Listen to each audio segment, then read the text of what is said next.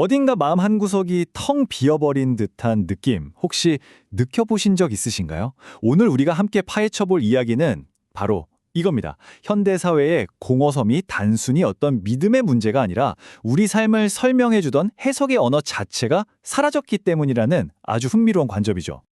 자, 바로 이 질문에서부터 시작해 보겠습니다. 기술은 눈부시게 발전했고 물질적으로는 정말 풍요로워졌는데 과연 우리는 의미라는 것 없이도 괜찮은, 잘 살 수 있는 그런 사회가 된 걸까요?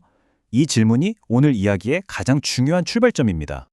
그럼 먼저 모든 것의 시작점부터 한번 짚어보죠. 한때 우리 삶의 가장 근본적인 질문들의 답을 주었던 종교나 철학 같은 것들이 어쩌다가 힘을 잃고 우리 삶의 주변부로 밀려나게 됐을까요? 현대사회에서 종교와 철학은 보통 이렇게 여겨지죠.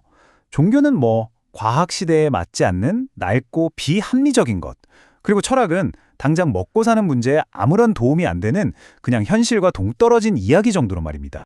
그러다 보니 자연스럽게 이런 생각으로 이어지는 겁니다.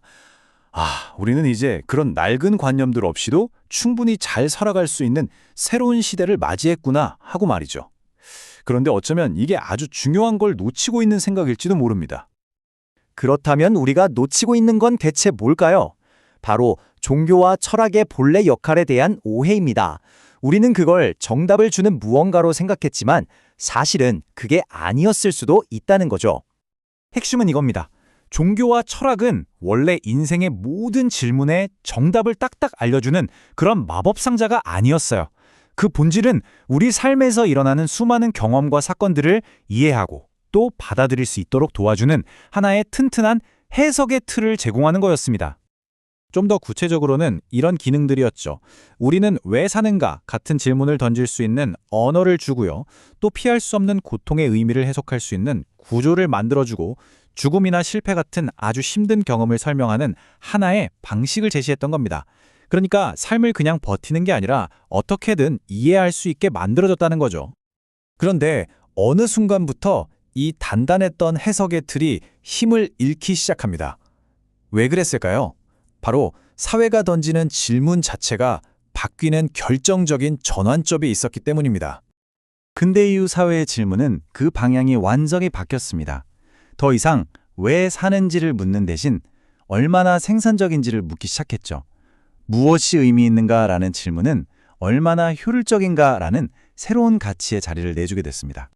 이런 새로운 세상의 규칙 속에서 삶을 천천히 되돌아보고 그 의미를 묻는 해석이라는 행위는 점점 더 불편하고 비효율적인 것으로 취급받기 시작했어요. 당장 눈앞에 성과를 내는 데는 속도가 중요했으니까요. 자, 이렇게 모두가 공유하던 해석의 틀이 사라지자 우리 삶에는 어떤 일들이 벌어졌을까요? 그 텅 빈 자리에는 과연 무엇이 들어왔는지 한번 보겠습니다. 예전에는요, 개인이 겪는 고통이나 실패가 꼭 그 사람 혼자만의 몫은 아니었습니다. 그건 운명일 수도 있고 시대의 한계일 수도 있고 혹은 인간이라면 누구나 겪어야 하는 보편적인 조건 같은 더 큰 개념의 틀 안에서 이해됐죠. 고통의 무게가 사회 전체로 분산됐던 겁니다. 하지만 지금 우리가 듣는 메시지는 아주 명확하죠. 그거 다 당신 선택이었고 그러니 모든 건 당신 책임이라는 겁니다. 해석의 틀이 사라진 그 자리에 모든 실패의 원인을 개인에게 돌리는 아주 혹독한 자기 책임의 논리가 들어선 거죠.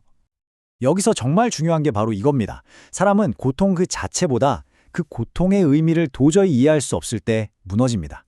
이처럼 설명되지 않는 고통, 의미를 찾을 수 없는 시련이야말로 한 개인을 완전히 소진시키는 진짜 원인인 셈이죠. 해석의 언어가 사라지면서 거대한 공백이 생겼습니다. 그럼 자연스럽게 그 자리를 다른 무언가가 대신 채우려고 하겠죠?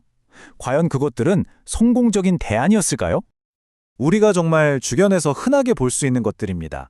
더 나은 내가 되라고 말하는 자기계발서, 내 마음을 분석해주는 각종 심리 콘텐츠, 역경을 이겨낸 영웅적인 성공 신화, 그리고 내 취향에 맞춰 끝없이 무언가를 추천하는 알고리즘까지.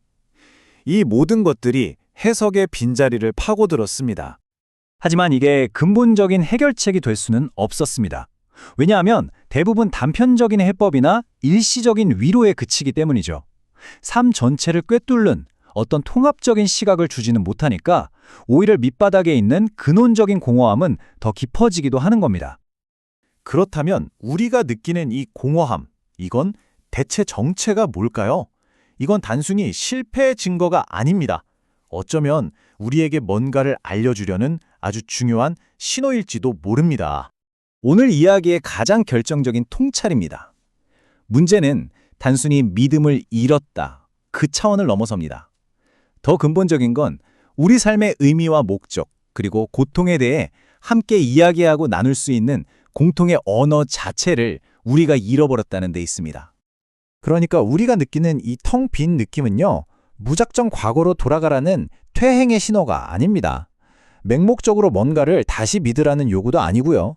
이건 우리에게 당신의 삶을 설명할 새로운 언어를 다시 찾아내라고 보내는 절박한 신호에 더 가깝습니다.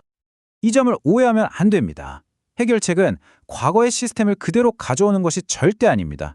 다만 어떤 형태의 해석도 없이 그저 효율과 성과만을 쫓는 삶은 결국 지속 가능하지 않다는 사실을 인정하는 것, 바로 거기서부터 새로운 출발이 가능하다는 거죠.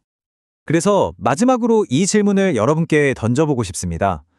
성공, 성장, 효율 같은 단어들 말고요. 여러분의 기쁨과 슬픔, 성공과 실패를 포함한 삶 전체를 온전히 껴안고 설명해주는 여러분만의 언어는 과연 무엇인가요?